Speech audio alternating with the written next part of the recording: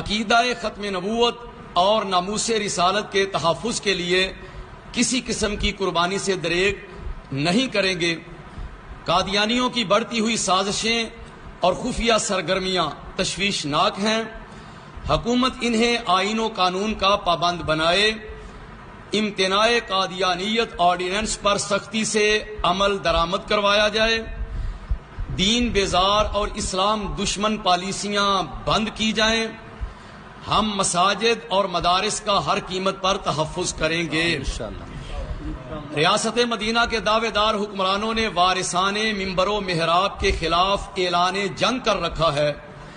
ناجائز گرفتاریاں اور مقدمے پرامن اور محب وطن اہل سنت کے نوجوانوں کو خدا نخواستہ کسی غلط ٹریک پر لے جا سکتے ہیں، لہذا حکومت ہوش کے ناخن لے، امیر تحریک لبیک پاکستان سمیت تمام گرفتار شدگان کو فوری طور پر رہا کرے، تحریک کے ساتھ کیے گئے معاہدوں کی پاسداری کرے اور سواد اعظم اہل سنت و جماعت کو دیوار کے ساتھ لگانے کی پالیسی ترک کرے۔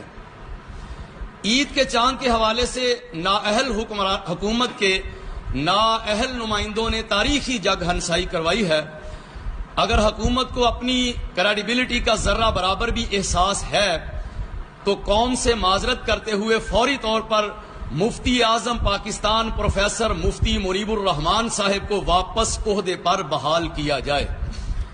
شرکائے اجلاس نے مزید کہا کہ قبلہ اول کے تحفظ اور آزادی کی جد و جہد ہر مسلمان پر فرض ہے۔ ہم سب کو اپنے فلسطینی مسلمان بھائیوں کی دل کھول کر مدد کرنی چاہیے۔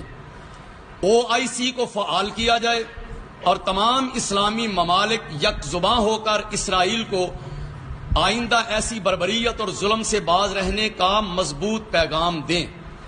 بیت المقدس کی حفاظت پر مسلم ممالک کی مشترکہ فورس کا تعین کیا جائے، فلسطینیوں کا ان کی سرزمین پر حق تسلیم کیا جائے اور اسرائیل کا پھیلتا ہوا ناجائز ہجم اور بڑھتے ہوئے ناپاک قدم روکے جائیں۔